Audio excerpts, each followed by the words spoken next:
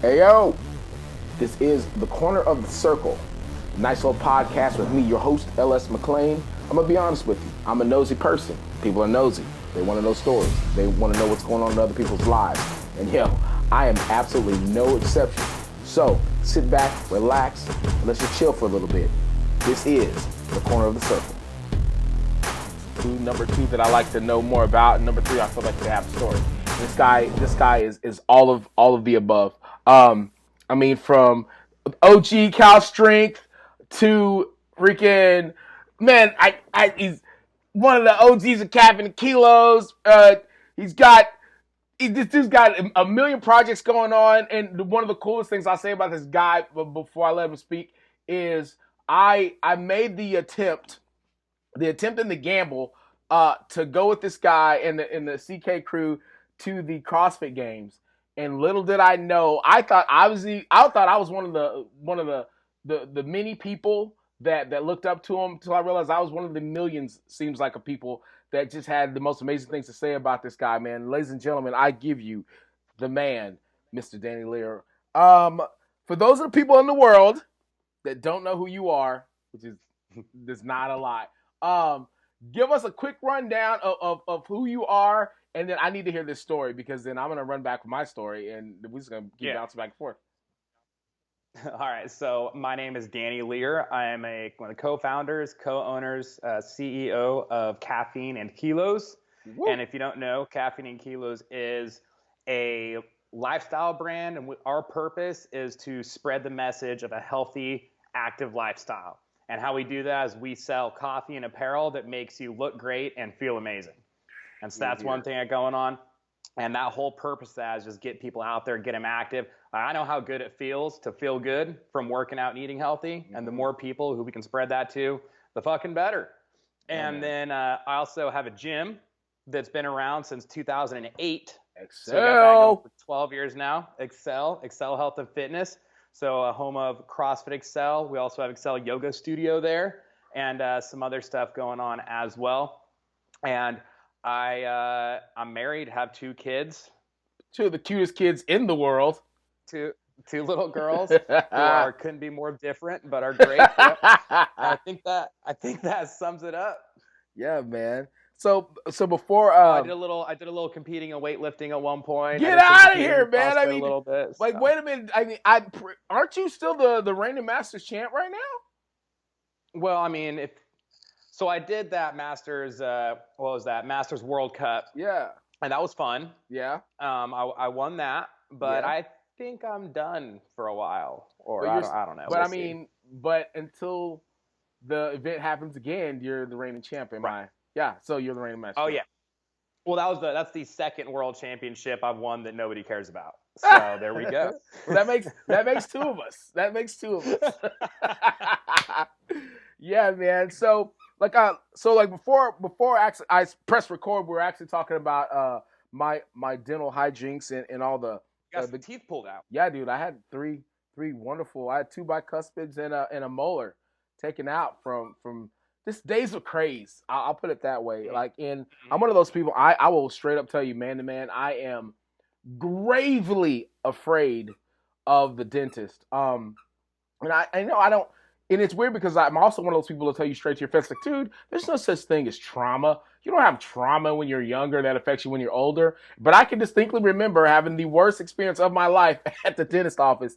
And I was like, I'm never going back. Like, I will never let another man touch my mouth again. And so, no joke, I'm one of those that I will brush my teeth till my gums bleed. I will brush and brush and brush.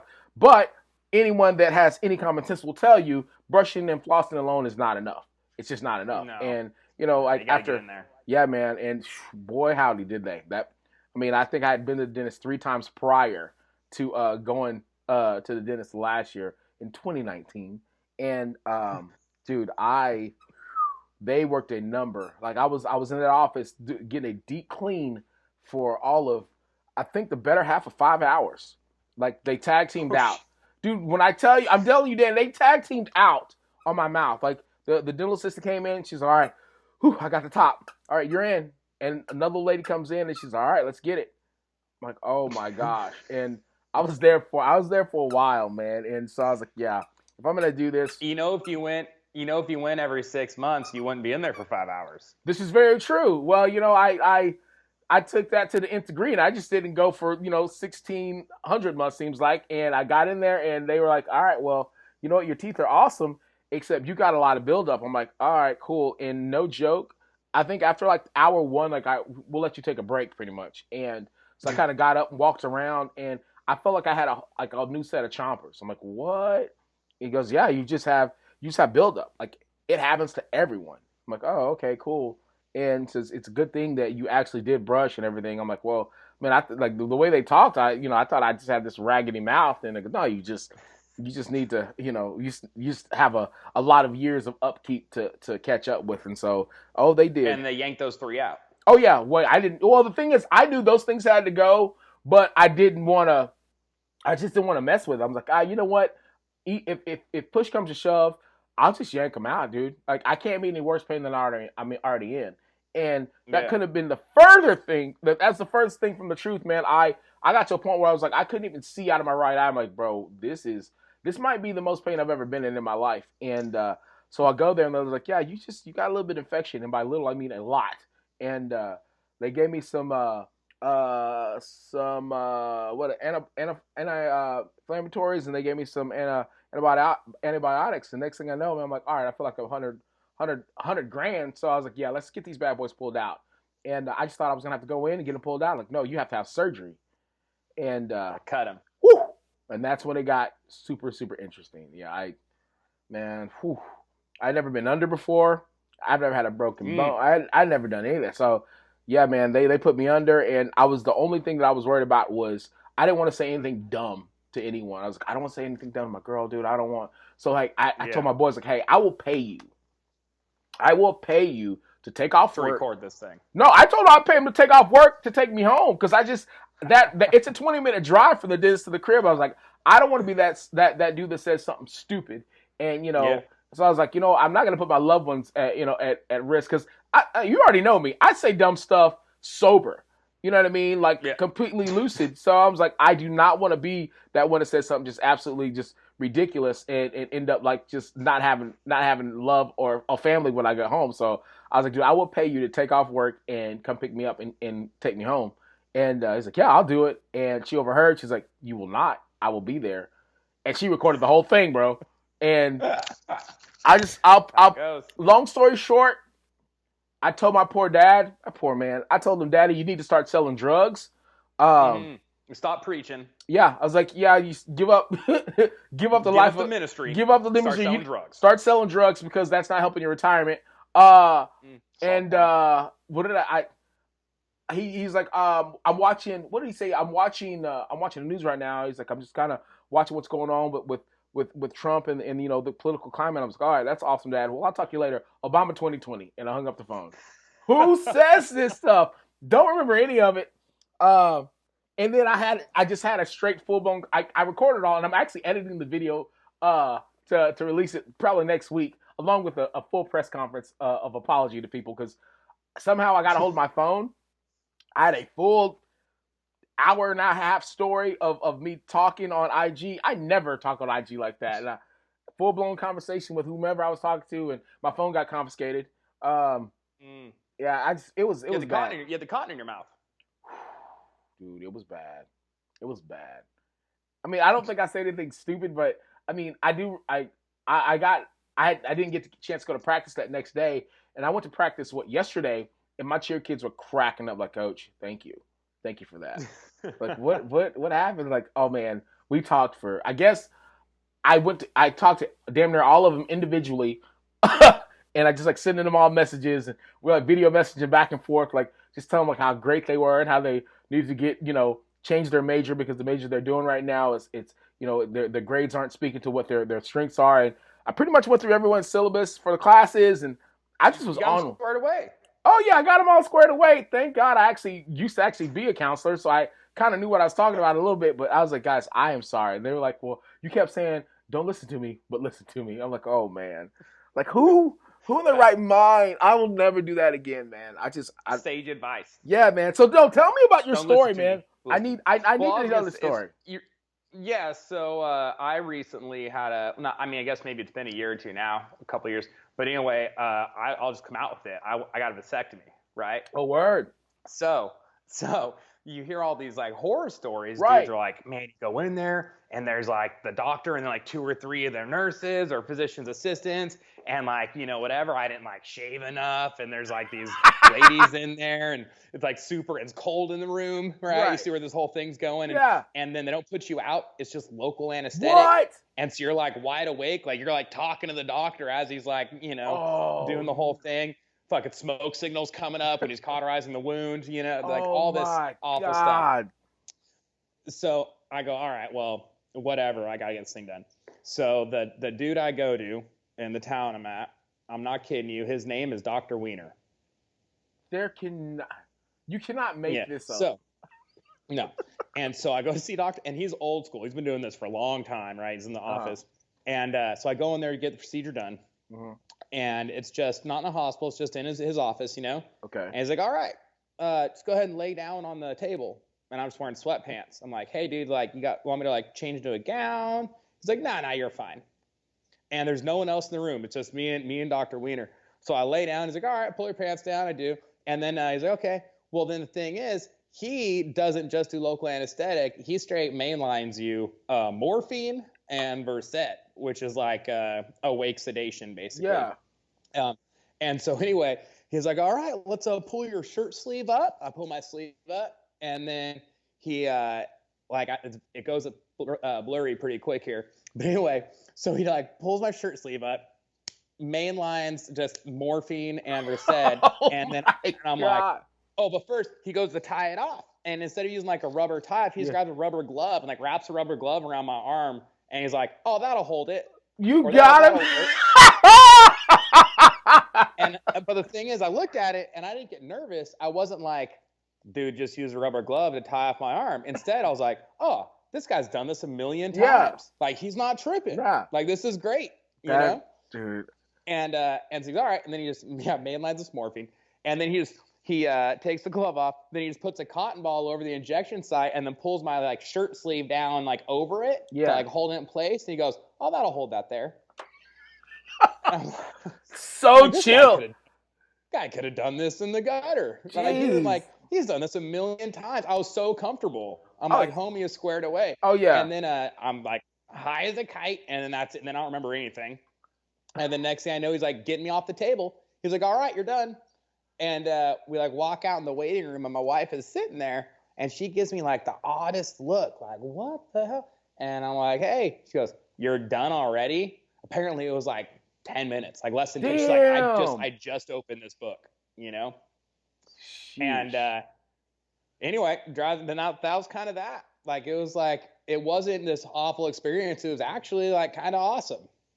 It's actually kind of the weird thing is like, I mean, and it's like if he's chill, you have to be chill because I was like, well, this dude's like, not. You take that one of two ways. On one hand, you'd be like, oh, this dude, like, what the hell is this, right? Yeah. But like, I was totally the opposite. I'm like, homeboy knows what's up. Yeah, like he's like, well, is this dude hella unprofessional or he's just about that life? Like, dude, this is nothing to me. He's just done this. Yeah. He's done this a million times. Jeez, dude. So checks out. Here's the best part of the whole thing. So then later, I get up. I gotta pee. So I get up. I go to the bathroom, and then anyway, I tell my wife, I'm like, oh yeah, I had to go to the bathroom. I took the bandages off, because I heard they pack all. They're like, it's like all this gauze, whatever. And I'm like, oh, I removed the bandages. She says, wait, it said not to remove any bandages for 24 hours. And I'd explained to her what the bandages were. It was the entirety of the closing up procedures here was one 3x5 sheet of gauze with a hole in the middle. Oh God, that's it. That's it. That's it. And I was like, this man did not use a single piece of adhesive throughout the entire procedure. I don't know if they were out of tape or if you just didn't find it necessary. So we'll just pull this right through the hole there. That's gonna hold that in place, Dude, it's like it seems like Highly I want to recommend. I need to meet this dude. Like seriously, that's like he's like he's like an OG in the game. Like it's nothing to him at this point. Mm-hmm. Like Oh, I think he did my dad's. This guy's been doing them forever. oh damn man, that's crazy. Yeah. So no more kiddos, Mm-hmm. man. Like you're done with No kiddos. more kids. Done. All right, yeah, man. I can't. You know what? I'm not mad at you. I don't have any, so I can't say any. Whatever. You know what I mean? Like No. I can't even take care of this dog, bro. So I'm gonna be honest with you, man. It's like I'm literally on my $1,200 and third set of keys with this guy because he's 2 days ago he chewed yet another set of keys, and yeah, and the whole point of keeping a 1999 Ford Expedition is that you don't have to have a truck payment, so you don't have to pay anything. Like I'm trying to get $400K on this engine, and I'm ended up having to spend. God, I just keep having to spend money on like he just chews everything. Obviously, you can hear him right now. He just it's Are you in front of a green screen? Yeah, bro. When you actually publish, where are you at? Like you on the beach right now? No, we're actually I'm gonna have the Caffeine and Kilos logo behind me the whole time. Oh, nice. Yeah, dude. I'm in my garage. Oh, that's even better. You know what I mean? Like, yeah, I've been green screening a lot here lately, man. So I was like, you know what, man? Let's see, because I got it. Just wanting to do like some crazy stuff with like as far as like shooting, you know, just like product and everything. I was like, well, I know maybe we're like in a rocket ship. Yeah, man. Like, well, I mean, I did I did one with the guy a couple of days ago. He's a long driver, and I was like, I'm gonna put myself in front of a long drive range. That's badass.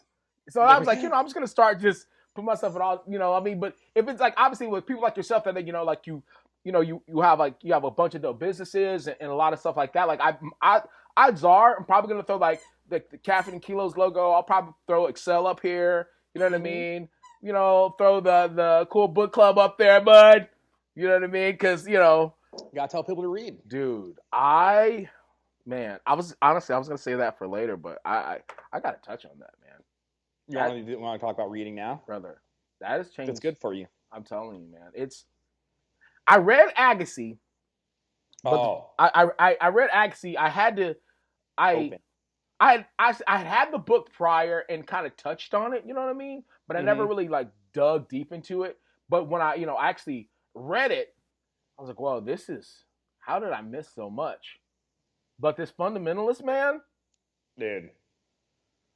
Let me tell you what I did, because I've already finished the book. Went back, got the audiobook, and so I've listened to the audiobook because I have to do my cardio, so I'm like, well, it's hard for me to read and do cardio at the same time. Yeah. I'll fall down. So I was like, you know what? I'm just gonna get the audiobook. So I got the audiobook and listened to it, brother. But and for those of people out there like to read, that's awesome. You like to read, awesome. But if you get an opportunity, especially get this reluctant fundamentalist. I can't say that reluctant to save my life.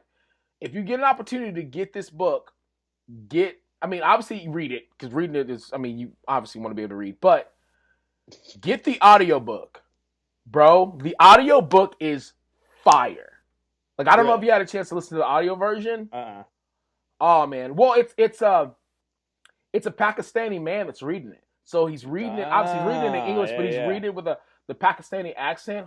Oh my gosh, dude. And I don't know if have you already finished the book or no? All right, bro. So I try to stay on pace because I put out that pacing guide, so if people comment on things, I don't want to accidentally slip up. Like if I know more than where people are. And then, you know what I mean? I go back, and I haven't read these books. Yeah, that's why I didn't say anything in the Agassi book, because that's how the whole thing started. The whole idea of the book club, whatever, is basically I read, I don't know, like 40 something books a year, right? And so I always want to talk to people about these things I'm reading. I'm like, dude, this is crazy, or it's like whatever's going on, and it's like a split. It's like there's some business books, some like self-improvement mindset books, some just novels, just fictional novels, whatever, right? And so I was like, well, I want to talk to people about these things I'm reading. And so I wonder if anybody would be interested. And so I was like, hey, if you want to read a book, talk about it, let me know. And then there was like, apparently Instagram group messages cap at 32 people. Yeah. I didn't know that. Yeah. Anyway, so I got that, and then there's like a waiting list to get in there. And after 1 month, I was like, well, this obviously isn't working because more people want to do it. Yeah. And so that's why I like made the separate page for it. And yeah, so that's why. So I'm kind of, so what I do is like, I'll read that section, that week section. I'm normally done with, I'll read it like on Monday or Tuesday, pretty much the whole thing usually. And then I like go to another book for the rest of the week. Yeah, whatever. man. That way I'm not too far ahead. Ooh. I will admit though, today I actually read the first, I think I only have like one chapter to go. I'm a little bit ahead now because there's only like a week. There's only like a week left, and dude, that thing kind of sucks you in. Man, dude, I started feeling sorry for the guy for a little bit, and I was like, man, but he's a G, man. I was like, all right, the audiobook really like I said, I mean, because I mean, obviously, I don't know if you're like me in terms like just as a reader, like you pretty much decide what the character sounds like, what he looks like in your head. Yep. And you stick with it, you know. And the one thing that I didn't do that whole time was I never gave him a Pakistani accent. Oh, my homeboy's got an accent going strong. Like never once. I just had him as this super smart, sharp dude. Was he from Texas like you? Honestly, read it again with the Texas accent. Tell me how it goes. I won't even make it halfway. I'm like, this guy's an idiot. He's an idiot. He's a dumb Southerner. Like, let that girl go. Leave her alone. But yeah, man, I just, you know, and for a minute, you know, I had the girl Erica. She looked in my head. She was Jenny from Forrest Gump. That's in my head. That's what she reminded me of. You know, like I was just on just another level with. So I was like, you know what, man, let me get this audiobook and see if it changes, because that's my first time really committing to a book of that nature in terms of audio. Like the only audiobooks I've ever really listened to are like big books like the Odyssey and the Iliad. The ones I don't want to really read. I just like hearing about them. So yeah, man, it was awesome. So then of course I was like, go ahead. If you like it, I would highly recommend. So I haven't read this one before, but I highly recommend his other books. Like there's one called How to Get Filthy Rich in Rising Asia, but it's a novel. And it basically takes the main character from 2 years old around there till death. Oh, right? Yeah. And but it's weird because it's written in second person, and so you are the main character. Cool. Like he only refers to the main character as you. So it's like as you walk down the street, blah blah blah, right? And so that's the entire. So basically, takes you from being 2 years old to death in this poor, like southeastern, like country, whatever. So anyway, or Southeast Asian country. Yeah, dude, so it's really good, and the writing style is very unique. Yeah, man, it's interesting, and so anyway, and then he has another one that I read that was very called Exit West, and dude, that thing, like when I finished reading it for like a month, I would just be driving and I started thinking about it. I was like, son of a bitch, dude, like I couldn't shake it. I forget. I need to send you this one book. Man, I haven't read it for it's really been about 5-10 years, but it was one of those, man, like every now and again it'll kind of pop in the back. It was about string theory. And it's like it's a science fiction joint.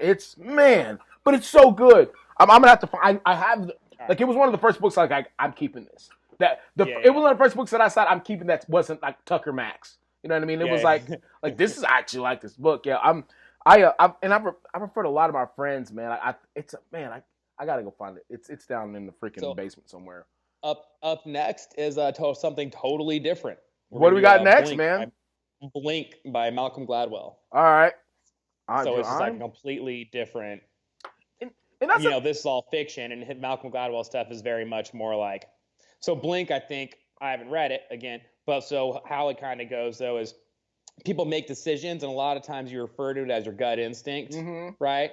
But it's actually like a decision you made or a thought you had. So like, why do you make these split-second decisions, right? It kind of breaks that down, and then you can use that, right? Like, should I trust my instincts on this, or why did I have that initial reaction? Does that benefit me or does it not benefit me? That'll be cool. Like I think, a couple of people I've actually shout out Kelsey Horton, man, because she was like, she was on just the other day. She was like, this dude, it's awesome. Like, yeah, you like it? She's like, I love it, man. Thank you so much for referring me. He's like, I've been really wanting to read more. And I'm like, yeah, man, like there's a lot of people out there that have wanted to do it. I mean, and for me, it was one of those things that I'd always wanted to get back into, but I just motivation. Well, yeah, and you find ways to decide that you don't have time for something that you need. You know what I mean? Yep. Like, oh, I would, but I got, whatever. But then I find myself, playing, in hour 4 of playing Call of Duty. I'm like, I could have read anything. You know what I mean? Or, my dad's like, hey, man, so I was just reading through the Bible. I'm like, again, Daddy, you read the same thing every day. Like, okay, cool. So you don't know what it says by now. Yeah, man. Like, guess what? Must be dense. Yeah, but he got it. Guess what? He resurrects at the end, bro. Oh, and of course he gets pissed at me, but it is what it is. Like, he lives. Trust me, he wins at the end, Dad. I promise. But yeah, so I'm like, but if my dad can find time every day to read the same book over and over and over and try to find something new, like, why am I not pushing myself? I mean, the thing is, I'll push myself I will go to the gym for 5-6 hours and not think a thing of it. And I don't get paid to do it. I just do it because I love it. It's like, so I need to, I gotta take some time away from something in order to prioritize it toward. I mean, I don't know. Let's educate myself. Well, all you need is just 10 minutes a day. Yeah, man. Like, that's all. Like, if you just do 10 minutes a day, and then sometimes you get into it and do more. Other days where you're not really into it, you just do your 10 minutes. Or you're busy, you just do 10, right? Yeah. Like 2020, dude, I was like, and it wasn't even. All right, I'm not one of those people to say, oh, it's a new year, I'm gonna pick up. I'm not really big on like new year, new new LS. Dude, I hate that. Like, honestly, if I ever say that, I will pay for your ticket to come and just clock me in the back of the head, because that makes no sense. But my biggest thing is, like, I want to develop some better habits. Some, like, obviously you want to get better. You just want to self-better habits. So I was like, you know what, man? There's 2 things I want to pick up that I thought about it, and I've kind of sort of done it before, but I didn't. So I was like, all right, cool. And this has nothing to do with you being here, but you're kind of part of it. Number 1 was actually introduce coffee into my diet. And believe it or not. Number 2 was read more. You know what I mean? And again, it's not. Maybe you have an impact on me, maybe you don't. I don't know. They go great together. But they really do. And like, I have like this little nook up, in the house. I'm like, what am I gonna do with this place? Because I don't do any. It just sits there. You know what I mean? It's awesome part of the house. And like, when we got the house, I was like, oh, I love this. I could read here. And I never picked up a book. So I was like, you know what? I'm gonna buy myself a nice little cool little comfy little red couch. It's velvet. Go figure. Put it in this Happy Valentine's Day. Yeah, man. By the way. Oh yeah, same to you, brother. And I got a nice little coffee table. I was like, all right, my books are gonna go here. I'm gonna read here. And so that's what I, as my gift to myself. I was like, well, something's missing. I'm like, all right, so I'm gonna get a cool little coaster. So I got myself a little coaster and put the little logo on it. I'm like, all right, this is for my drink, whatever the drink's gonna be. You know what? I'm gonna try coffee just one time. I'm gonna really try it. Just give it a rip. Well, I mean, and my nutritionist like, well, you need something. Obviously, it's gonna help you with digestion and everything, because we're gonna change up your diet a little bit. I'm like, all right, cool. We'll try it or whatever, and because you don't have to do super caffeinated. I'm like, no, if I'm gonna do it, let's do it. And so I started like drinking a little bit of coffee here and there. You know what I mean? And while I don't necessarily, it's not necessarily a daily drinker. It's one of those things like now I look forward to, like, all right, I get to kick it with this book, or I get to put on this audio book, and I get to have my coffee. You know what I mean? It's and for me, something to look forward to. Oh man, yeah. So it's like my dessert for the day. I'm like, hey, I wish I could, guys, but I gotta have my coffee in my book. Like, I don't, you know what I mean?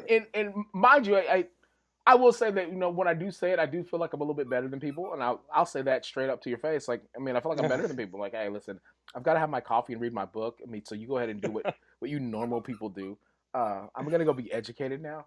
But yeah, man, it's been pretty cool. So it's actually helped in terms of me, and I'm not necessarily really a stressful or stressing type person, but man, it's been super chill, man. It's actually helped out a lot. So man, I have to give you a quick little shout out for that, man. Like, you know what I mean? Like, it's dope having a friend that that runs a coffee joint, and you don't even really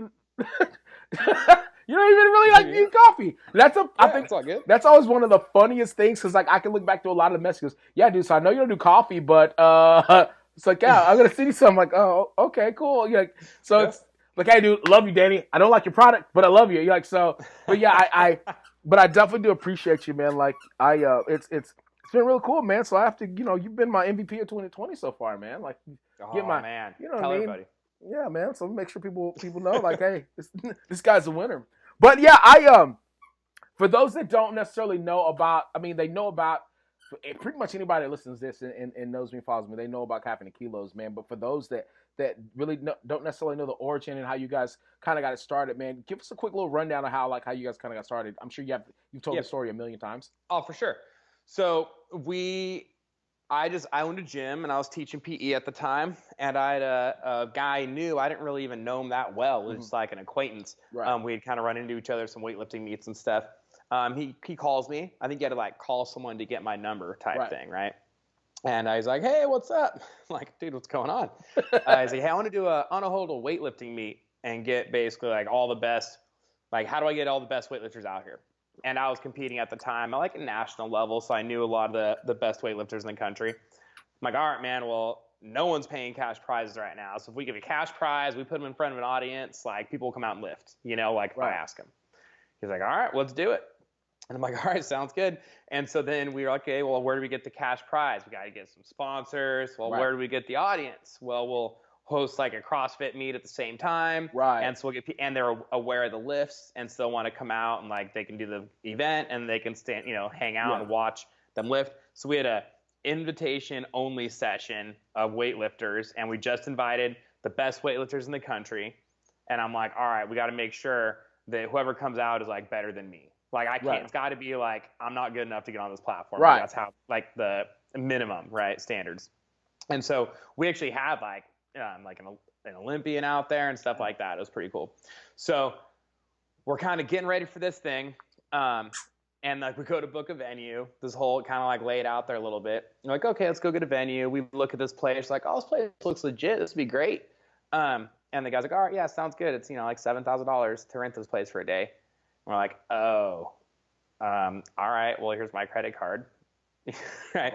Because I just knew, I'm like, all right, well, if we get teams of 4 and we're charging X amount per team, like we only got to get, if we just get like whatever, 25 teams, like we'll be good. That'll pay for it. We can do that. That'll be no problem, And so anyway, so that was kind of a little leap of faith there. And so we did that. And then as that's going, we just basically, he made like he was going to make shirts on like Cafe Press or whatever. Yeah. Just so like my life, and had a cup of coffee and a guy lifting weights. Yeah. And on Facebook, just kind of screwing around, he's like, hey, dude, I'm making one for me. If anybody else wants one, let me know. Yeah. And there's this huge response. And so they're like, oh, that's interesting. And so we're sitting there and we're talking about that and the competition kind of at the same time. And then it just kind of like hit us. It's the same idea. Yeah. It's the same company. It's not just this one-time competition, this thing. It's like that's what drew people towards it. It's like bringing people together that are into fitness and like that healthy, active lifestyle, believe in a lifestyle of fitness and everything. Right. So we started making these shirts and selling them online, and we got them out to all these like top-level CrossFitters that we knew and top-level weightlifters. And then we said, well, we should make coffee too. So we did that. And then we started actually selling the shirts and coffee online before the event even happened. Like it really took off. Right. And so it was wild. Like the growth, like people talk about like hockey stick. It wasn't like a hockey stick because there was no flat part. Like it was pretty much just like shot. Yeah, just shot off. Yeah, it was wild. And so that's really kind of it. And then we just kind of kept it. We knew what we were doing and why we were doing it, I should say. We didn't know what we were doing. I don't think anybody in business knows what they're doing. Just roll with it. Everyone's faking it. Oh, yeah. It's like, oh, this kind of works. I should do more of that. Oh, this didn't work. I shouldn't do that. Like, hey, let's just stop, man. Just take a notebook. Like that's kind of been a thing. Like, hey, let's take note of what we did do well and the things we didn't do well. Let's not repeat the same mistake. Yep, exactly. It's funny. People sometimes say, like, oh, man, like in business, like I just, I have no idea what I'm doing. I'm like, dude, I got news for you. Like nobody does. Like I got friends that run like big time companies. Yes. I'm talking like 100 million a year revenue and higher, right? And like I talk to them and they're just like, yeah, man, like figuring it out. Like, man, dude, like, they have no idea what they're doing. I know. And it's like they know what they've done that worked, Right. and they know what they've done that didn't work, and then they're kind of winging it. They're trying new things, you know. Well, I mean, at the end of the day, man, it's just like, be it a service or, you know what I mean, or a product that you're providing. Like at the end of the day, it's gonna evolve around people, and if people like it or people want it, you know what I mean. And people are so fickle, dude. And the market, like, yeah. Dude, the market sometimes decides it wants what it wants. You know what I mean? And granted, there are some businesses, there are some that can kind of set the market trend, but at the end of the day, man, the market is just, it's what it wants to be. Well, check it out. Like, there is not a single company that has never had a failed product or a failed line or a failed anything that you thought was gonna kill. Like, think about like fucking Facebook, or Instagram. How many times, like, you log in Instagram, you got some new feature, and then 2 days later it's gone? Yeah. They're testing things. Yeah. Like, they have no idea what works. They're testing hundreds of things at a time. Yeah, and man. The things that people like and use a lot, they run out, and the things that don't, they crush those projects. Like, they're fucking winging it. Yeah, dude. And it's like, that's the biggest company there is. Dude, the smartest thing that you can do, I mean, my buddy says this all the time. He goes, the smartest thing that you can do is put beta behind it, and you're good. Because it's like, yeah, man, like, yeah, it's just a beta. I'm just testing it right now, and if it doesn't work out, it's like, he's like, yeah. So if we, he runs a supplement company, man, and he's like, yeah, sometimes, we'll put out, a like a stimulant of some sort, and if people dig it, a new flavor, we roll with it, and if they don't like it, we just like, yeah, man, we're beta testing it. You know what I mean? I hope you guys like it. If you guys don't like it, don't worry about it. It was a beta test, and then I'll just go and like just give it away to my friends. So I was like, yeah, man. I mean, because I've definitely been a guinea pig to some of that stuff. But I mean, he went from almost having. It's funny. It even happens like with collections. Like, it's funny. Sometimes Dean does all our designs, does an amazing job, and we'll put together this collection, and he's like, dude, this is it. And I look at it, I'm like, dude, that's fucking it. Like, people are gonna love this. Like, I love it. People are gonna love it. And they release it, just like nothing. Man, and you're like, huh. Interesting. And other times you're like, oh, this is good. Yeah, this is good. Yeah. No, I like that. Oh, people like that. And then it just totally fucking blows up. And you're like, all right, it's always the simplest. It's always weird because, like, I mean, I feel like, the OG art design, I mean, it's simple, bro. It's simple. Well, I'll tell you what one of my favorite shirts is. I actually don't wear it that often. I save it for special occasions, which is my Betty White shirt. Get out of here, dude. But I appreciate it. I'm serious. That's my I wear favorite it like shirt, probably like once a month. I pull it out of the closet. Like, because I don't want it to get like messed up. I don't want to get turfed. So I don't work out in it. You know what I mean? Dude. I try to keep it nice. I only wear it like maybe once a month or so, and every time I get compliments on it. Yeah, that's like, I've got a few. Like, I think I kind of stole the idea from Supreme, and how they do a lot of just like one run only. That's it. Yep. There's a few companies out there that'll do one run only, and if you're lucky enough to get it, that's what's up. Yep. But we do that. We do with stuff. Yeah, y'all have y'all have a few limited like edition, limited editions. I'm like, damn, I wish I would have got that. Or I'll get on the website. I'm like, bro, I've told my girl a couple times, like, I gotta lose weight. I said, this XX life sucks sometimes, and she just kind of laughs. I'm like, man, because when it's gone, it's gone. But I mean. Those are those special ones that you're like, either it's going to be a hit or it's just going to flop, and, I always try to make enough that, at least I try to make enough to like, all right, there's people out there that I want to have this. It's not about buying. It's not about supporting. It's just like, yo, you're my people. I want you to have this. Cause I think, I'm not at that point now where, that I don't think I've ever been at that point where I just don't make something. If I wouldn't wear it, I'm not going to make it. No, that's exactly it. And that's all you can do in business, right? Like, talking about some things flop and some's hit. Yeah. It's like, look, you stand for something. And so as long as everything you make is on brand, and if you like it, people are going to like it or they're not. Yeah, man. Right? A lot of times like, they don't. If you like it, then like it's all good. And the thing is, like with Dino, bro, if Dino you makes can't take that personal. Yeah, man. Like, and the things with Dean, I'm like, dude, Dean is like one of the most talented, he's a visionary, you know what I mean? Like, he's just... Well, dude, it happened actually last week. That happens like a couple times a year, is he'll put together a design. Sometimes we actually come out with it. Sometimes we don't, but like we have the design. And then a week later, like a popular brand will drop the exact same design. Oh, so it just happened we made these I Heart Coffee shirts Yeah. and released them in a Valentine's Day collection, right? Just Yeah. I Heart Coffee. Right. And in the middle, it was a big red heart, and in the middle of it, it had a CK logo. Right, yeah. So it's almost like an I Love New York shirt type thing, but it had the CK logo in there. And then just a couple days ago, and so we actually released those, sold them a couple weeks ago. Just a couple days ago, that skate brand ES, anyway, had this one, I Heart Skating. I think it said I Heart Skating, and it had the ES logo in white in the red heart, like exact same fucking design. It just said like skating instead of coffee, and it had the ES logo instead of CK. And like that was not anywhere. Like he didn't rip our shit off from that. Like we hadn't seen. He just like, oh, dude, this is gonna be good. Yeah. He's just so like on trend, just so like immersed in that world where he just knows. Yeah, like Dean is in any. Oh my god, bro, Dean is. Like, I think since day one, he's just always been one of the swaggiest people that I know. He's just, like, Dean knows his shit, number one. Number two, like, Dean does his research. And I think, like, kind of how, we talked about earlier about kind of like that gut feeling. Like, I think Dean's one of those people that just has a good gut. You know what I mean? Yeah. Like, he has it's weird to say, like, his ears to the street, but he's just, like, he knows the pulse. You know what I mean? Yeah. And he's one of the few people that, like, he can, He walked in the warehouse yesterday wearing moccasins.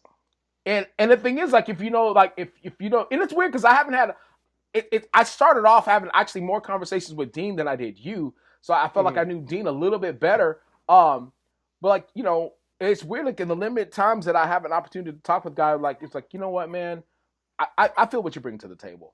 You're that type of dude. I get it. You know what I mean? Like, and you're not surprised. But I think, for people that, that follow the brand, people that follow y'all's journey, man, I think that's been kind of the cool thing because you guys are all, you're certified. And by that, I mean, like, you're street certified, like you're battle tested. Like, not only do you talk the talk, but you've walked the walk, and you've competed and, you've put in those hours in the gym for the PRs and you've coached, you've coached the kids and you've had the chalk in your hand, man, and you've had the injuries and all that stuff, man. So, I mean, you know that victory. You know the reward of victory. You know that the agony of defeat. Like, it's – and a lot of people, in terms of – not just in terms of business, but a lot of people that are trying to start brands, that are trying to, reach a certain part of the populace. I mean, a lot of them just like, this seems like it'd be a thing that's hot. Fitness is hot right now, so let me try to hop into this. But there's a high degree of differentiation that happens when you've actually been in the trenches, I feel. Yeah, if you actually live that lifestyle, yeah, you man, know what you're doing. Yeah, man. So, like, and I think for me, when I was trying to, get my little thing off the ground or whatever, I was like, you know what, man, it's something that you always kind of want to do, but it's like, well, are there any examples out there to follow? And don't get me wrong, I mean, like, I know a couple of the people from Lift Fit, and I know, a few of the people from some of these brands that are doing very well, but I'm like, man, would I share a platform with those guys? Would I be like, yo, I wouldn't. I don't know enough about it. You know what I mean? And like, would I, have I trained in the warehouse, or have I seen them in the warehouse grinding? Like, no, I don't know anything about them. Whereas with you guys, it's always been such a what's the word I'm looking for? For those of us that have followed, it's always been such an open, almost like an open window, like, yo, this is what we're doing today. You're like, hey, we have to ship off, all this product, but before we do that, hey, we got to get this training in. We got to grind a little bit, or hey, this is, listen to our podcast because we're going to talk about this, or whatever, or the thing that I always really enjoyed is that we've kind of been able to watch, your evolution. I mean, especially with you and Dino, kind of watch y'all's evolution as men. Just throughout this process. I mean, like, to go from like being like these, and by no stretch you guys being these like young entrepreneurs in the game to being one of the established OGs that are still standing. You know what I mean? Because like that 2012, I want to say that 2012 to 2014 span, so many people try to start businesses, which is not a bad thing. I mean, that's the entrepreneurial spirit, dude. That's how this country stays alive. But so many people try to start businesses, especially in the weightlifting and powerlifting, sector. A lot of people started, and a lot of people, didn't make it. But then if you look in terms of business and just people that start businesses, it's that's the trend. That's what happens. Like, like 90% don't make it.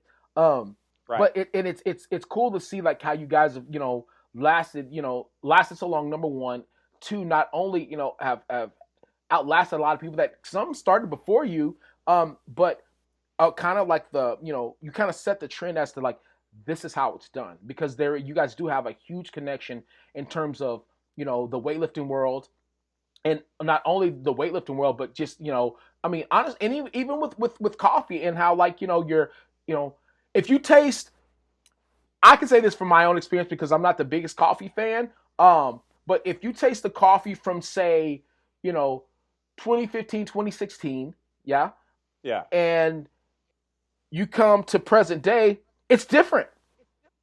You know what I mean? Like, Yeah. it's not that it was trash. It's just like, what? More time's been put into this. And, more quality's been put into this. I mean, and that's what it's about, and then of course, every now and again, like, you'll hit me with this bomb out of nowhere, like, yo, is that a USA weightlifting logo right there? Where did that come from? Like, it's been really cool, man, like to kind of watch, like, and I guess my question would be like, how is it, the evolution is, how is it that you guys are able to just keep evolving and keep, being innovative and just keep rolling with it? Like, I mean, like, is there, I mean, it's dumb to ask, is there a secret? But I mean, what's been you guys' formula in terms of just rolling with things? I mean, a lot of it really is just kind of just constantly trying to get better. Like Right. anything you're doing, you got to be trying to get better, True, right? true. And so it even goes like, for example, the website. It's like, okay, well, our website's fine, but then it's like, okay, well, what's our conversion rate? How could we make that better? Right. Like, what could we do to increase that, to make that better? Okay, Right. USA Weightlifting. We've been donating to USA Weightlifting Yeah. and sponsoring them since whatever, 2014 or 2015. Okay, you feel that? Whew. That's break time. I get tired of listening for too long. So, let's chill for a little bit. Quick little break. Stretch your legs. Get something to drink. And then mosey right back. And let's listen up to the corner of the circle. Let's get started with the next part. Right. And so it's like, okay, because at first we sponsor these athletes, we're paying the weightlifters. Well, that's great. But then like, how do we help the whole sport grow more, right? And so with USA Weightlifting, it's like, well, how could we be more involved? Oh, well, then there's opportunity to be the lead sponsor, the head sponsor of their online competitions. Yeah. And then as part of that, like we're the official coffee of USA Weightlifting, and we can say that and use USA Weightlifting logos and branding on different things with that statement. It's like, okay, well, yeah, I think that would be good. I think that would help, And then like one thing is we wanted to grow the coffee subscription side of things. Yeah. Well, so how do we do that? Well, so we were looking at, when people fall off and why they do and what's the number one reason why people quit and that type of thing. And so we found that people, it's like they just get the same coffee every month. Like they kind of want something different. Yeah. Okay, well, that makes sense. So we launched Coffee of the Month. And so every month it's a different blend of coffee so you can try different coffees from around the world. That's dope. And so it allows us to do different things like with the darker roast and the lighter roast and different flavor profiles.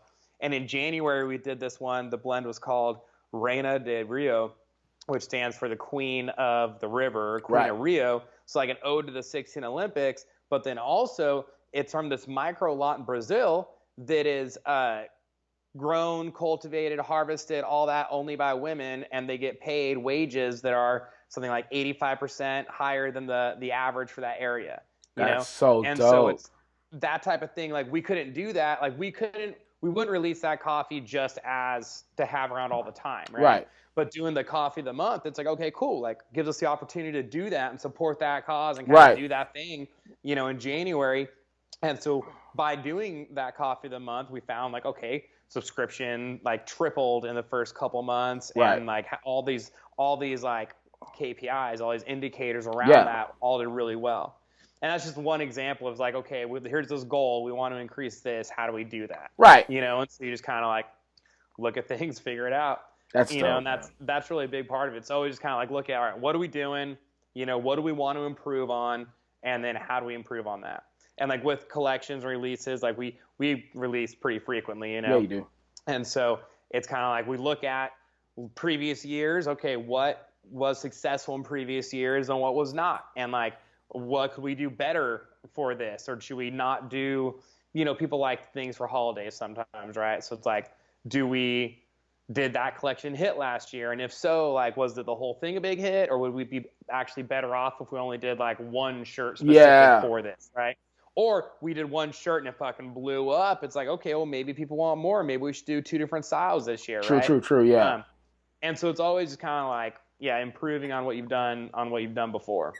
Yeah, man. That's always been I feel like that's always the goal, is try to, keep getting better, and I mean, sometimes you can copy paste and, like, let's keep, let's repeat what we did, like, from from previous years, maybe, throw a little bit of extra juice in it here and there, like, to see if, like, if people respond. And sometimes people just, they just like, for it to be what it is. Like, I think for me, the coolest thing has always been, even now, man, is, I save, no joke, I save my Arch logo shirts. I save those for a special occasion.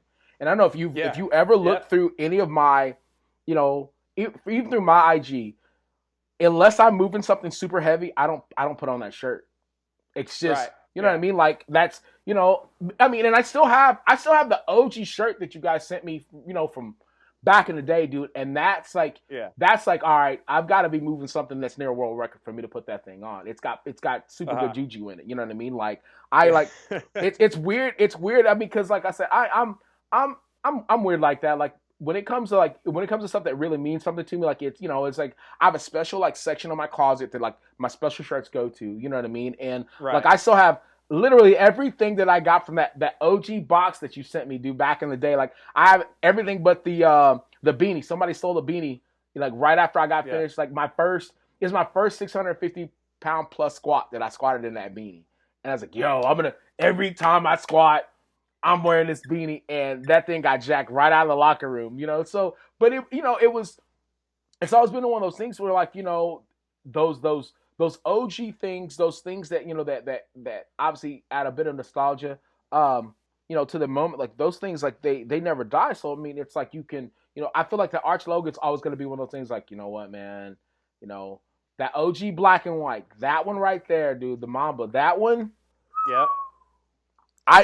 And so that shirt's funny too. Like, that was the first design we ever did, and it's still our best selling shirt. As I was gonna say, man, like, I know for a fact I've had my mom buy me one, my dad's bought me one. Like, this is no joke. My sister's got me one. You know what I mean? Because, like, I used to, and I openly admit this, dude. I used to, like, not want to comment. I'm like, yo, that's fire, because, like, I knew I was gonna get a message. Yo, you want one?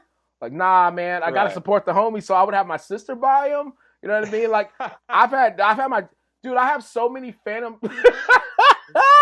I have so many Phantom people that buy. But the thing is, at the end of the day, man, you could be like, making billions, bro. And I'm still gonna be like, yo, you gotta support you. At the end of the day, man, you've gotta support those people that support you. You know what I mean? And you don't necessarily support because you want them to support you back. You want to support them because, like, you know what, man? Like, sometimes it's their goals. Sometimes it's just, bro, you want to see people do well. You know what I mean? Yeah. And you want to see great be great. And, like, it's never about the dollar sign. It's never about, like, it's not even about the collection. It's about the experience, and it's about the way they make you feel. And I feel like you guys have done a very good job about, providing people not just with, the dope gear, but with the dopest of experiences, and a lot of times you're not, at the end of the day now, especially with, I mean, look, honestly, in my opinion, like, it's nice seeing Dean, and an ad here and there, you know what I mean? Because, like, I think people need to know, like, yo, this dude, he's fire, you know what I mean? But it's cool, like, seeing you around a lot, because, like, it's like you're like this unofficial mascot, you know what I mean, and face of the company, and you provide people with just amazing experiences. And that was one of the things that I really took note of when I was kind of walking through the the CrossFit Games, and and it's weird because you have the Caffeine and Kilo stuff on and everything. Like, oh yeah, I saw you at the booth. So Danny. Like, yeah, I know Danny. Man, let me tell you about those guys. And then, like, they'll go on, this 10-15 minute rant about, like, how, like, you did this awesome stuff for them, and how you just helped them out a lot, and how you're so positive, and all this stuff. And I'm like, yo, there's something to this. Like, and don't get me wrong, I mean, you work your ass off, and I've seen it firsthand. You know what I mean? And you're one of the few CEOs of a very successful company that you still get down in the trenches, bro. You still get dirty. and that's dope. Well, someone's got to cook breakfast. Yeah, man, someone's got to do it. Like in like I just I just feel like I was able, at least with my own two eyes, at least see like, what, man, this company's successful because you've got to put the time, you got to put the effort in, without expecting anything in return. And I think that that's been the coolest thing in terms of watching, because I was like, yo, there's no way that a person has this much energy. There's just no way. But till I see it every day, I'm like, bro, I thought I was on one all day, every day. Like, bro, like you never stop. You know what I mean? And I think that's been the coolest thing as far as like watching the evolution of the company, watching the success of the company, watching the growth of the company, is that, I mean, if you're just if you're a small piece of this company, which I feel like you're a big piece of the company, but if you're just one of the pieces of this company, that's ever evolving, ever moving, working hard, man, I can't imagine, how the tone is set, back at the warehouse, back at headquarters. Like, dude, people are working their asses off. And I feel like at the end of the day, the top brass is a direct reflection of the people that are, not necessarily subordinate, but it's direct reflection of those people that top brass is responsible for. You know what I mean? And if that's the tone that you're setting, man, like why not CK? Why not, why not Excel? Like why not, the freaking book club? Like, dude, the things that you touch, they're successful because you work your ass off. And so for me, it's, like, it never has to be one of those things like, Danny, I want you to be my mentor. For me, I'm like, bro, I'm going to watch. I'm going to shadow as much as I can. And I'm going to work my ass off and try to do the same thing because I see that it works. You know what I mean? And it's something about working hard that, you're I just feel like you're prouder of the product that you put out if you work your ass off to get that product out to people. Yeah, definitely. I think a lot of that comes also from like athletic background, man. Oh, without a doubt. You know what I mean? It's like from obviously from lifting, it's like you don't just fuck around and squat 650 pounds. Like it doesn't happen on accident. Does not. And so you see that, but then the flip side of that is you also see results of labor, of hard work. Yes. I couldn't do this, now I can. Yeah. Right? Because I did XYZ, And it's like that's how it goes. And it's like everything in life is that way. Man. It's like if you can't do that now, of course not, because you haven't put in the time or the effort, you haven't learned yet, But it's like if there's something you want to do, it's like just do it. Like people get so caught up in like, I don't know what exactly what to do, or I don't know this or whatever. It's like, yeah, of course you don't. Like no one has ever accomplished anything of merit by knowing exactly how it was going to fucking turn out. Oh no. Like never once. It's like, you just got to start. You just start, you know? Man. And that's really it. It's like, take the first step. And then from there, like, even if you don't know necessarily what the second step is, take the first one. And then from there, you probably got a better view. You know what I mean? Yeah. Like you can't see on the other side of that fucking mountain range, until you get to the top of that first mountain. And then you can see what's on the other side of it. Yeah, man, like, do I go backwards or I keep going? Yeah. Dude, you want to walk across the country. You want to act like Mike Posner and walk across the fucking country, right? Like, you don't know exactly. I mean, it's funny. There's two ways to look at this. One is like, you look up a map ahead of time and plot your course. Yeah. Of course. That's a great idea. Yeah. But you don't know what's going to happen. Nah, man. I mean, that example, homeboy got bit by a rattlesnake at one point and had to fucking take 6 weeks off, right? Yeah. Like, that wasn't part of the plan. No. Right? But the thing is, like, that's the whole point, is like, you just take the first step, one step after another, and when you get to the top of a mountain range, you look out, and then you go from there, right? Dude. And most of the time, the bad news is, most of the time you get to the top and it's a false peak. You realize you're not at the top. You're like fucking a third of the way there. Right. So it's like, all right, man. You just keep working at it. Take the first step, handle the variables, and see like, yo, do I keep going or do I stop? I mean, and the thing is, once you get to where you thought your perceived destination is going to be, you don't want to stop anyway, man. Because at that point, right, like, and the final, like, if you know where you're headed, you know where the destination is. Yeah. But the exact journey is not going to be usually the way you plan it out, right? But that's, I think, where people quit and people fail, is like they start going and they're like, oh, hold on, that didn't work. Yeah. Well, no, man, like, one, maybe it didn't work because you only did it once. Or maybe it didn't work, but instead of stopping, like, try something else. Yeah.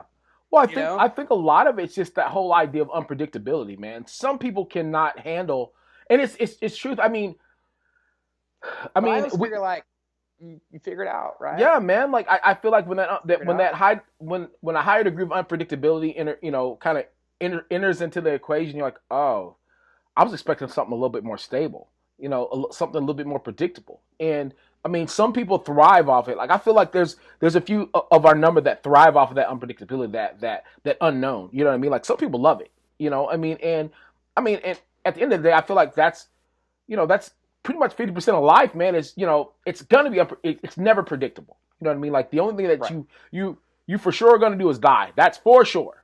You know what I mean? Like, well, check it out. Like all you can control is your own actions, your own process, yes, right? dude, your own energy. So, like for example, when you were running track, when you're out there smoking dudes Yeah. in the 100-meter dash, like you can't control how fast this dude runs. Nope.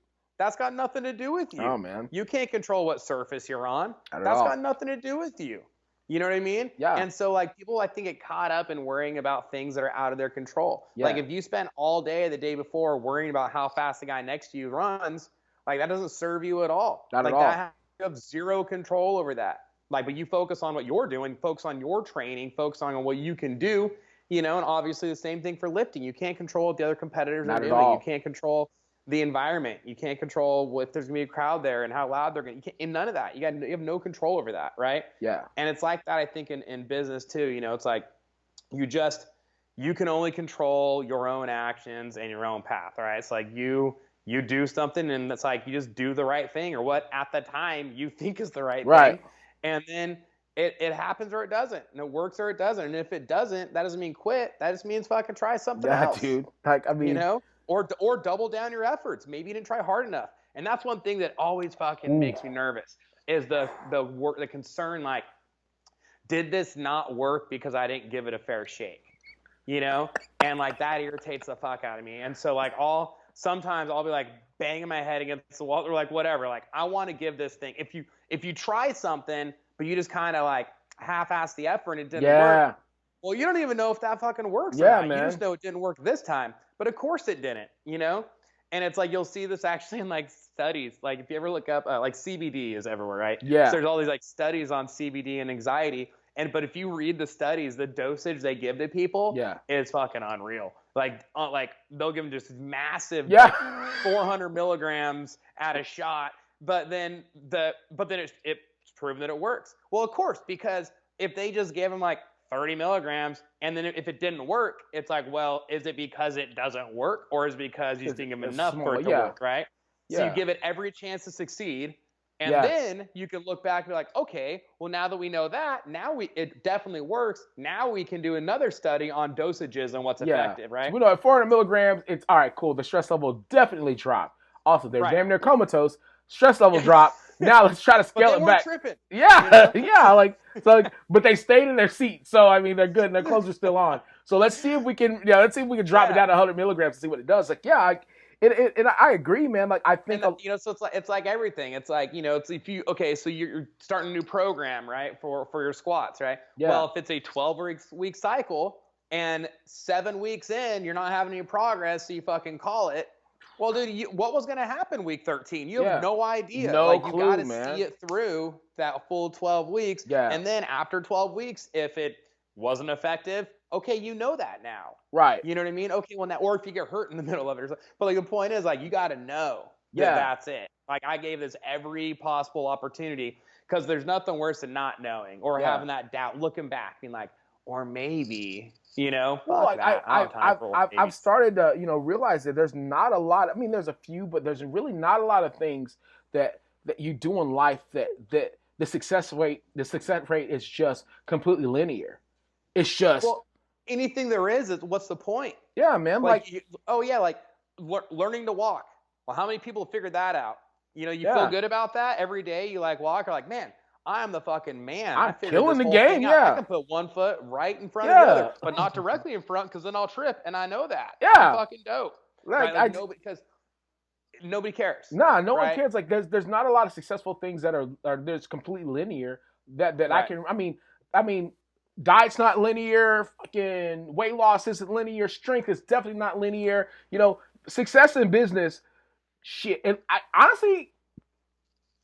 honestly cannot think of anything in business that's just completely linear. Right. You know, it's just, I mean, hell, even if you check market trends, I mean, it does that all day, every day. There's no such thing as anything really being successful, you know, or horribly, or going horribly like, in a linear manner. Just it's just so. I mean, there's going to be those peaks, there's going to be those valleys, but at the end of the day, it's just like, you know, are you going to stay the course, you know, Right. or are you going to know when to bail? I mean, because a lot of times, you know, the smart move is just to bail out. I mean, and I'll be admit, I've tried to double down on a few things. Like all I'm doing right now is just hemorrhaging money. It's time to bail. It's definitely time to bail. You know, Yeah. and That's you know, that's yeah.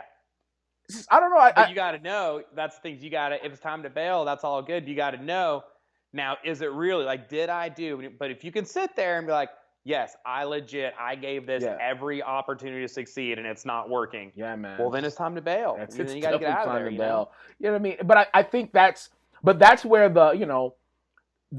guess the hard work and the stick to itiveness, I think that's where it really starts coming into play, because I think when you take it to that level in terms of, I'm going to give it everything that I possibly can to make sure that this thing is a success, and you know, obviously you're passionate in terms of, you know, the execution of it, and you know, how to get it out to the public and how to get it seen, how to get it advertised, and you know, what have you. You get to that point like, all right, we've literally done A through Z. We've gone back to A, gone back to Z, and it's still not working. Now, at this point, we're just taking losses. All right, it's time to bail. Right. Or do we give it one more push? Like, you know, I mean. Well, dude, it's funny, man. It's like, honestly, like, I don't know how to quit. Like, I have this fucking problem all the time. Yeah, man. And so earlier this year, I was doing lunges. I was like doing 400-meter lunge walk every day, right? Which is, it's silly. That's but crazy. my buddy Corey G was doing it and talking about it. I'm like, you know what? Fuck it. Corey G does it. I'm going to give it a crack, right? Corey says I'm on it. Yeah, Corey's great. Why not? So I start doing it, and at first I didn't really want to. Tell you the truth is, I was just talking to Buddy, my business partner at EXCELL, about, I was like, oh yeah, I went out, so when I was in Ohio, I saw Corey, whatever. Yeah. And he's like, oh, doesn't he do the lunges every day? I'm like, oh, that sounds silly. Like, why would someone do that, you know? And he goes, well, he's like, I'll do it right now. You want to go walk, like, lunge 400 meters? Like, no, I don't want to do that. And then the other guy in the room, he goes, oh, I'll do it with you, bud. All right, let's go. So you're the asshole if you don't do it, yeah. I'm going to be the fucking jabroni standing there while these two guys lunge step 400 meters. Like, I got to do it too, you know? And so then we start going, and I decided, I'm like, well, I'm going to do this every damn day until they're not anymore, because, like, these guys basically, like, peer pressured my ass into doing it today. They forced me to do it today. So I'm going to keep doing it every day until they stop, and then I can hold that over them forever, you know? And then what happened is, like, I'm 3-4 days in, and then they both had stopped, and I'm like, well, I think I'm going to ride the lightning. Like, I got to see, like, how long can I do this, right? And so anyway, so I did it for 40 days, and then on day 41, this is the whole story was leading up to this.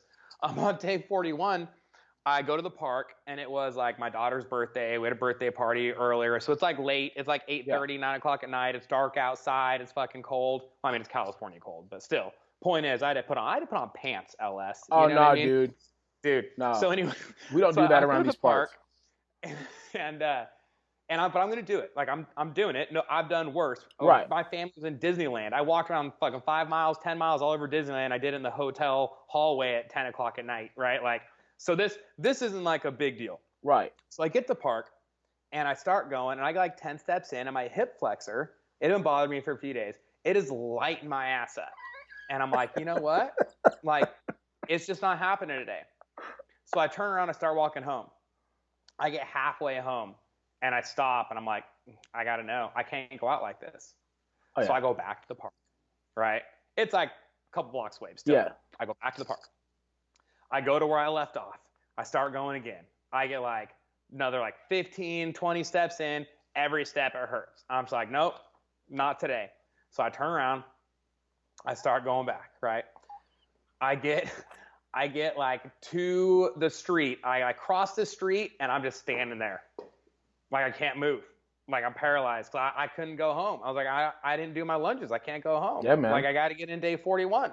And then I'm like, well, fuck it. Like, I got to make sure. Let me sweat. If I'm sweating and I'm warm and it still hurts, I'll know. So I go back to where I left off, and I put in like 80 meters. And so I get to where like my heart rate's up, I'm sweating, and it still hurt every single step. And I'm like, all right, this is it. Like, because what's the point? I could do it that day, and then tomorrow I can't walk. Like, that's silly. You know what I mean? Like, it's obviously like time. Yeah. And then the whole walk home, I stopped like 3 times and thought about. I was like, I'm not going back a 4th time. Like, I'm not going back. So I turned around and went back to the park 3 different times because like I just didn't. I all came out. I wanted to know that if I'm not doing them today, I know it's because there's actually something wrong, right? Not just me being mentally weak and not wanting to do it. You know? I mean, some people, I feel like, I mean, and you're one of those, man. Like some people are just wired differently in that, you know, you have to know. Well, and it's like it doesn't matter. Here's the thing: I didn't really feel like doing it, but that doesn't matter. Like, it doesn't matter how you feel. Nope. It doesn't matter how you. No one else gives a shit how you feel. Man. You. Like it's discipline, bro. Like I a long time ago, and I think that, you know, I mean, I don't think I've just been super successful, but I don't think I've sucked. But I think, you know, a lot of the success that I have had in the past, you know, has been like, that was the way I was raised. Like, dude, I gave up on motivation a long time ago, dude.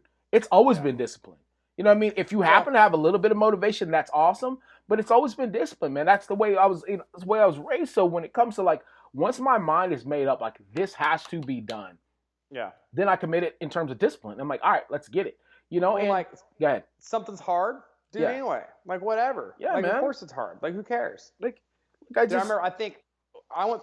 My dad used to take us backpacking when I was a kid. Yeah. And I remember, like, I think this is where a lot of that kind of comes from. Is I was like 5 or 6 years old, and he's like, I got all my own shit in backpack. We're out for like, you know, whatever, 25 miles on this, like whatever, 5-6 miles a day, camping out, whatever. Yeah.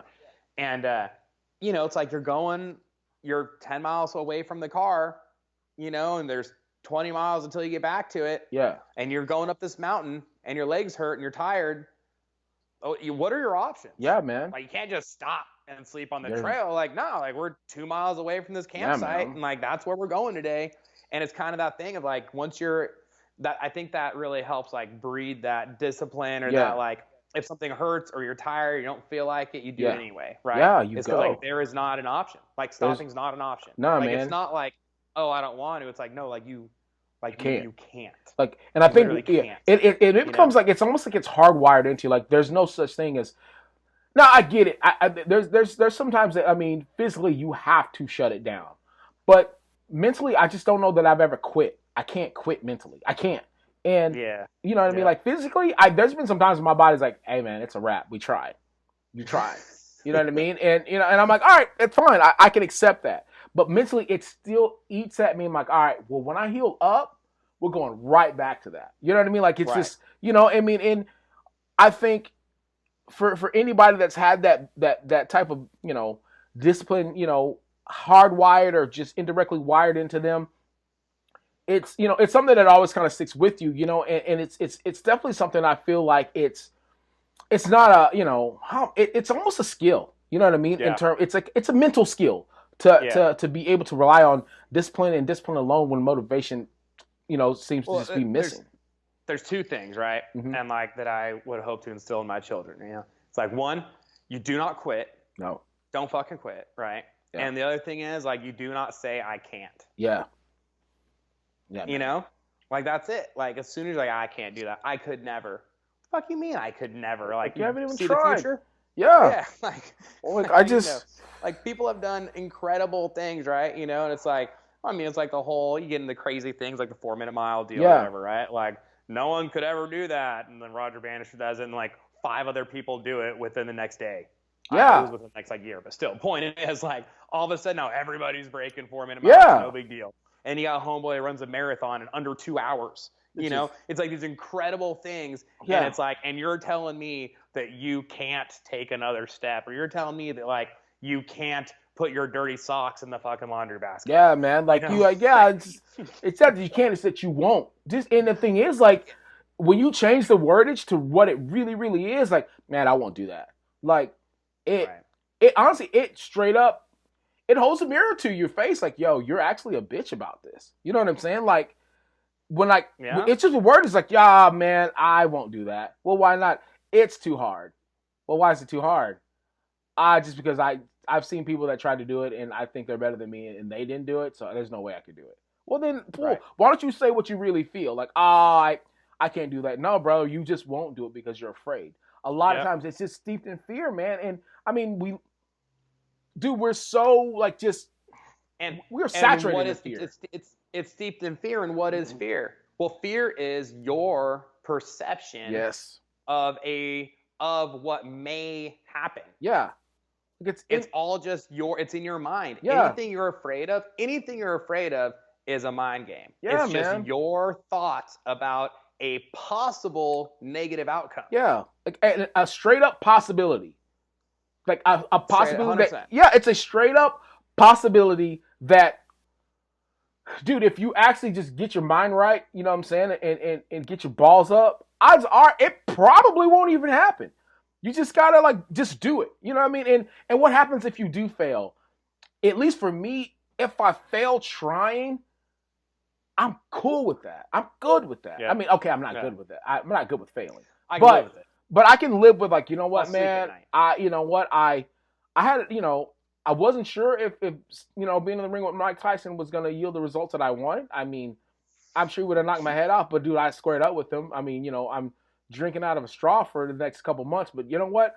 I'm okay with saying that I was in the ring with him. I mean, it's kind of a weird way of putting it, but like at the end of the day, man, it's just we have our monsters, we have our giants, and we have our walls that that we want to kind of face or climb over or try to conquer.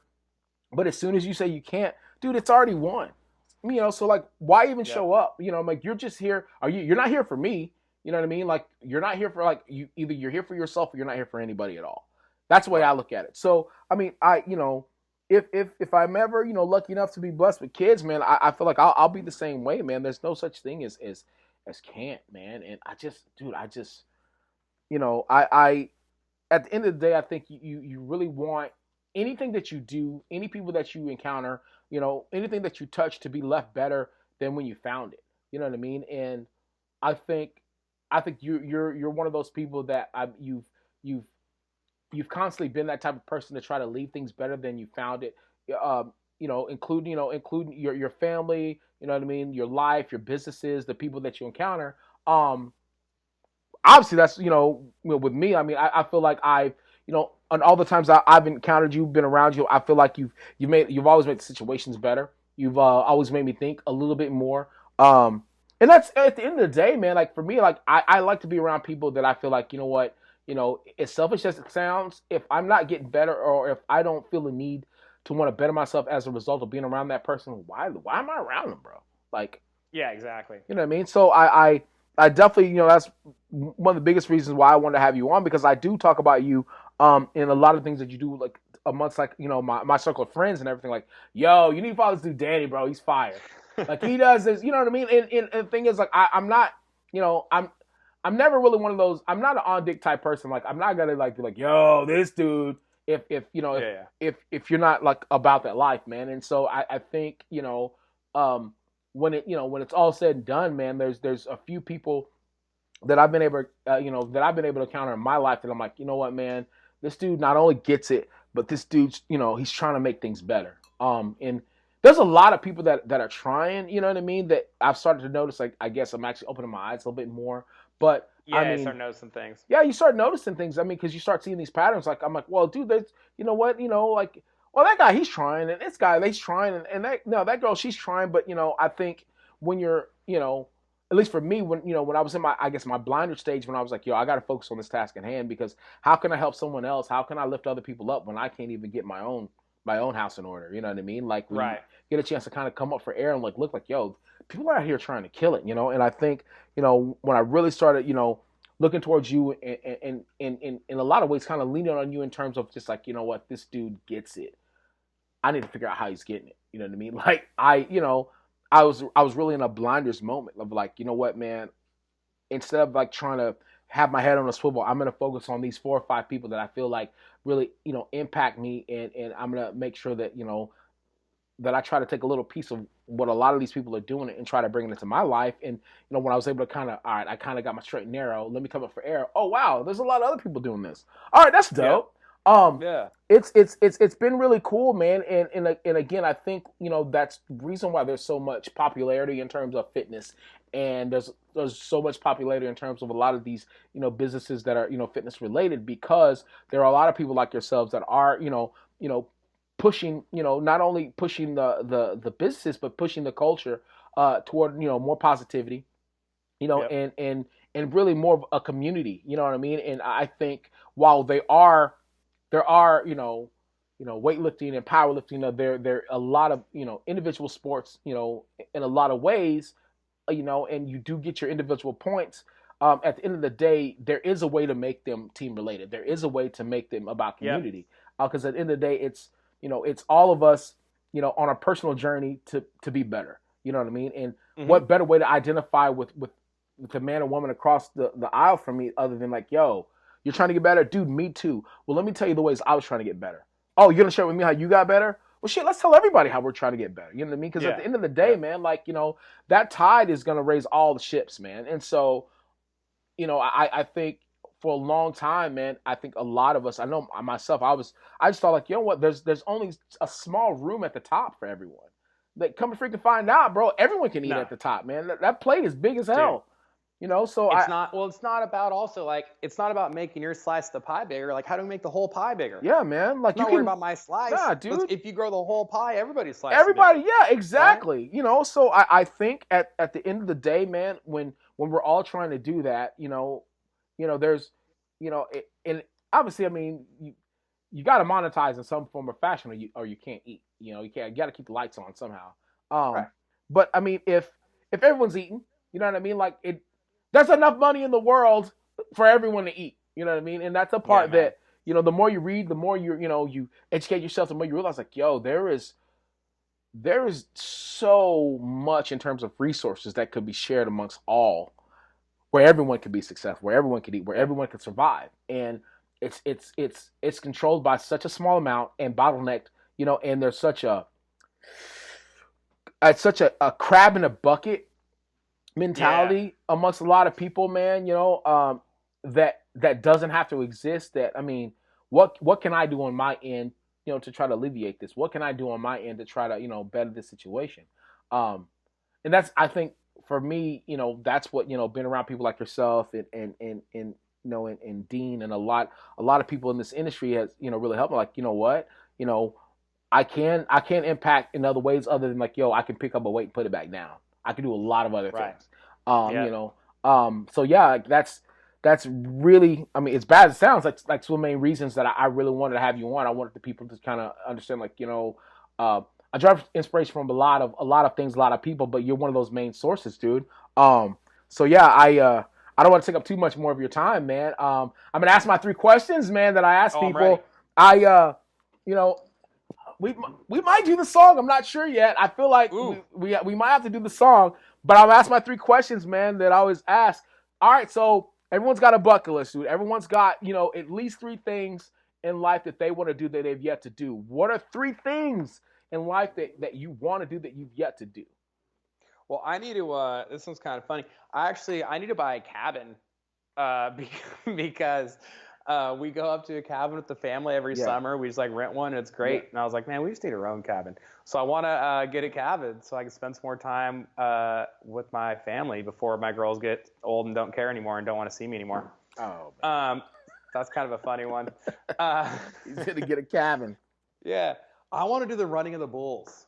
dude. Yeah. Fuck yeah, you know what I That's been mean? on my list, man, for the Mm-hmm. longest, but I think I You might gotta be get to too old. Spain. I You know what I might mean? Like, there's not really a convenient time to go to Spain, right? no Like, at least in my life, there's not like a convenient time with no these like young kids.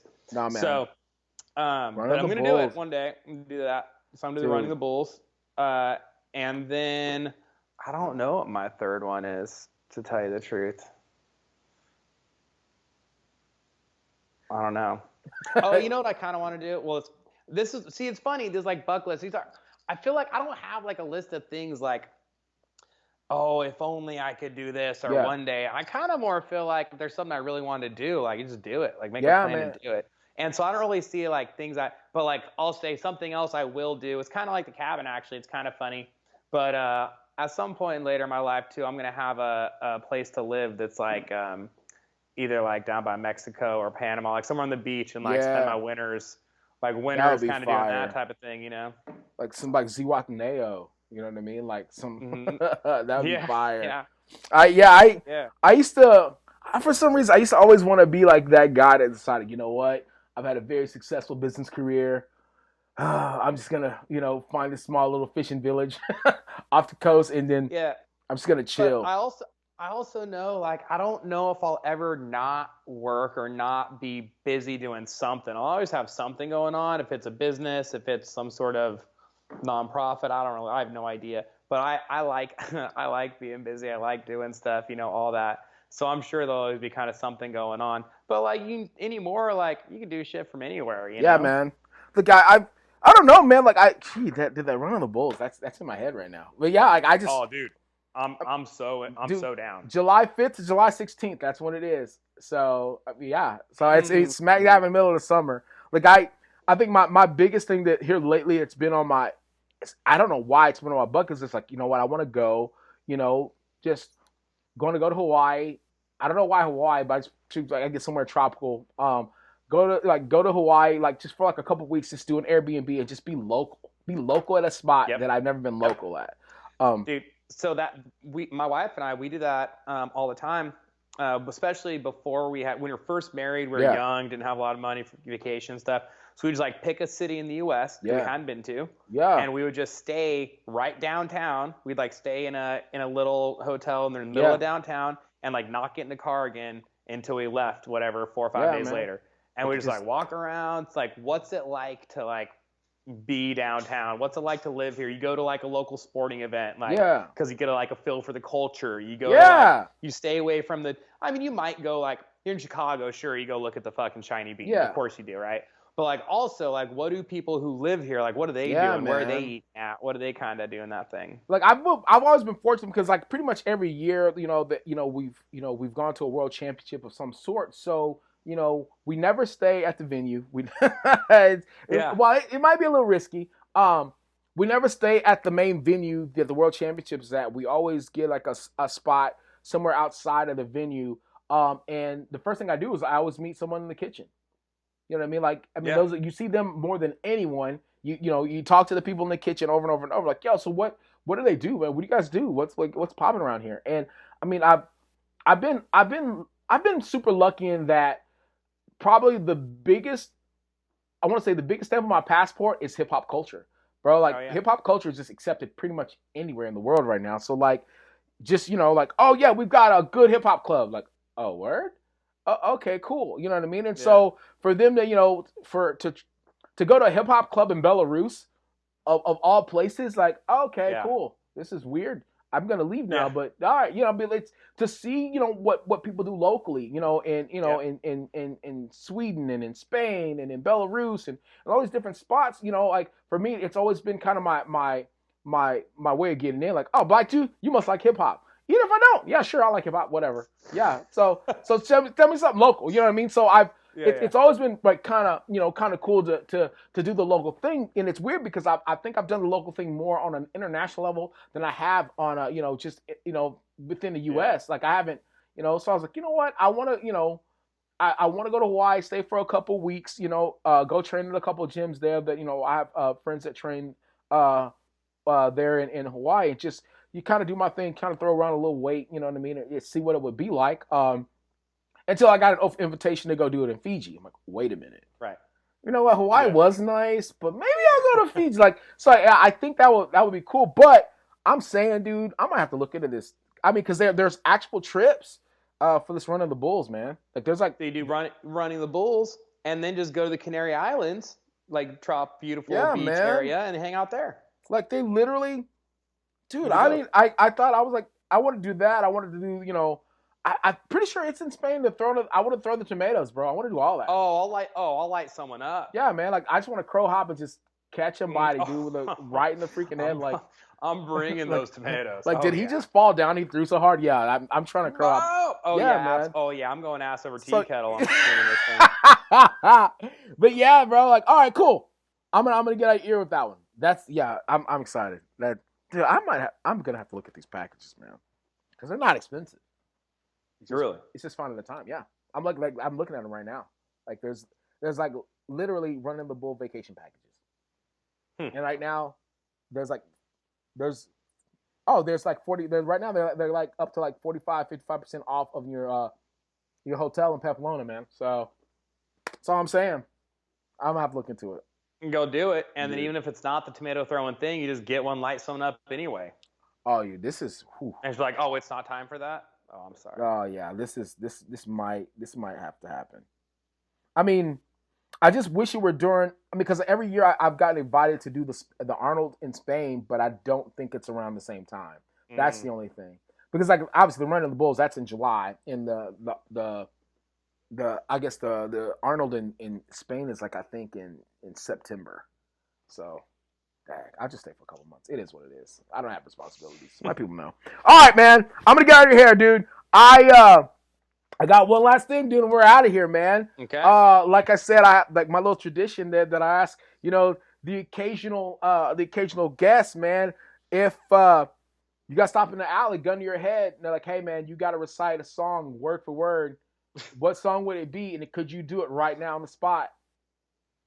Well, right. See, now like the whole song, or nah, just it like could be the hook. Lines? It could be a couple lines. It could be a hook. Like you got 20 seconds of a song, or you're out of here, dude. What song would it be? Oh man, you sing like "Twinkle Twinkle Little Star"? I mean, if that's what you got, if that's what you're willing to bring to the table. Most of the music I listen to though isn't like appropriate. I mean, well, this podcast isn't for children. Well, you gonna sing? Why don't you do one and then I'll do one? It's my show, bro. I don't have to. Have you ever done one on? Yeah, man. I think the last one I did was. I think I did Fresh Prince of Bel-Air. That was the last one I think I did. I think. Yeah, I think. Dude, I've done it so many times. I'm gonna have to go back to season 2 and check it out. Which one? I don't. Yeah, I think. Yeah, dude. I'll do in West Philadelphia, born and raised on the playground. That's what I did for my day. Chilling out, Maxon. That's all I know, man. I would have been dead. I keep thinking of honestly, it's not neat. I keep thinking of The Weeknd. I just keep thinking of The Weeknd, The Morning, that song. Boom, go, you're on. Hold on. Now I'm like, is that even the right words? Dude, it's hard, from right? From the morning to the evening, complaints from the tenants. Got the walls kicking like they're 6 months pregnant. Drinking Alizé with our cereal for breakfast. He's on, man. Thank you. I appreciate it. But yeah. Some of the worst. See, the problem though is like you're just like holding back, like if it's like anything, if you just go all for it, it's always way better. Well, I tell you the craziest one I've had still to this day, I need to bring it back, man, for my lost tapes is I had Ray Williams on. Mm-hmm. And I told him like, hey man, you have your song ready? And he's like, yeah, man, I'll see if I have a little something ready, you know what I mean? And I'm thinking like, he's gonna be shy, big guy's gonna be shy. Goes for it. Dude, he had the music queued up, ready to roll, like he had the music queued up, like, and the thing is, like, he knew we were toward the end of the podcast, and he just kept kind of looking back, like, I'm like, bro, what is he looking at? What is he looking for? And I was like, all right, man. He goes, you ready? Okay, I'm ready. I'm like, so he music starts, and it was House of the Rising Sun by Five Finger Death Punch, and dude, he was ready. Dude, I got to bring that back, man, because that was probably one of the most fun podcasts that I've done. And it was like right before the World Championships and everything, and he went and he smashed everybody that year. Yeah. And I go to render it, and it only has Ray's audio. Like my audio was non-existent. So it was so I had been working on it over and over and over, and I had about 6 or 7 podcasts that I had done over that month that same thing kind of happened, and so I had to go back, and I've been having to go back, and I just call them the lost tapes, and. Yeah. I'll go back and I'll try to remember what I asked him. Like, so I take notes of every question I ask just in case my audio goes out. Fill them in. And yeah, so like I had to go back and I had to literally get my cell phone, put it in front of the computer, and like do the whole thing over and over and over. So I'm almost done with Ray's, but I can't wait to bring that one back so people can actually see because it's hilarious. But I'm done talking, dude. We've been on here, you know what I mean, for an hour and change, man, and I gotta go pop these pills before my mouth starts to decay again. I'm dying, but But Danny, I cannot tell you how much I appreciate you being on this, man. Be like that off Lil Wayne's funeral, the best song off the funeral album, Piano Trap, right? And so you just pop you some perks, smoke some loud. Bro, that album is, dude, I needed that. Hip hop needed that. God, dude. Wayne needed that. Wayne needed that. Yeah, he definitely. There's no one else to do anything right now. Nah, man. You know, I mean, and I think it was oh God, what was the kid's name? He dropped the album last night. It wasn't Ace Boogie. I forget the kid's name. But he was like, dude, Wayne is still the best in the game, and it was one of the youngsters. I was like, thank you. Like, he's still one of the best in the game, man. Like, I just, you know. Well, everybody says it. It's funny. Even Jay-Z, when Wayne dropped Drought 3. Yeah. You see that? And he goes, yeah, when Lil Wayne came out with Doe Is What I Got, because I thought about, like, do I still have this? Should I just retire? Yeah, man. Like, Jay-Z almost called it in. I'm like, man. Like, but the thing is, Lofty, like, I don't know. I mean, I'm sure you've watched that series on Netflix, that Hip Hop Evolution. I've not. I'm telling you right now, do that. Like, I think you'll enjoy it, especially the latest episodes, because it kind of goes in depth about Lil Wayne and, you know, how he pretty much reestablished his career from mixtapes. This new season 4, all these episodes are really about how the evolution of the mixtape really, you know, kind of propelled hip hop forward, you know, to where we're at right now. Because like now it's just like artists just give away music now in order to kind of establish themselves. But Lil Wayne was kind of the first to kind of do that, and so it really kind of shows like how he just kind of changed the game with all of that. But yeah, man, I'll shut my mouth, man, and let you get about your day. I appreciate you taking, you know, an hour and change to kind of to chat it up with me, bro. Appreciate you having me on. Where can you be reached?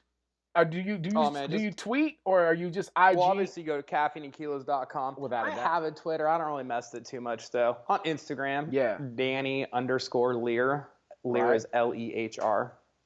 Right. And there you go. And if you want to start reading more, just go hit up Cool Book Club. We're opening. We're getting more people in now. Again, what? We capped it. We had a wait list, so I opened up the wait list again. Open up the floodgates, and so more people in there. So if you want to do that, it's at cool_book_club. Yeah, and for everybody that'll be watching and listen, I'll make sure I tag all of those and then I'll put them up. And yeah, dude, this will be fun, man. I appreciate you, brother.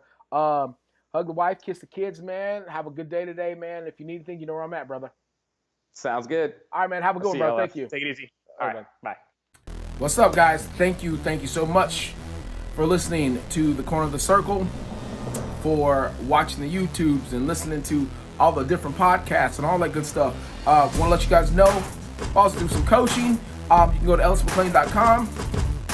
and it will lead you right to where you need to go as far as filling out an inquiry and all that good stuff. And also, if you want, you know, apparel needs and all that good stuff, we got swag. ellismcclain.com. Again, thank you so very much for everything you guys are doing for us, man, and helping us grow and all the good stuff. Like I said, stay tuned. We got more stuff coming, more episodes coming, more content coming.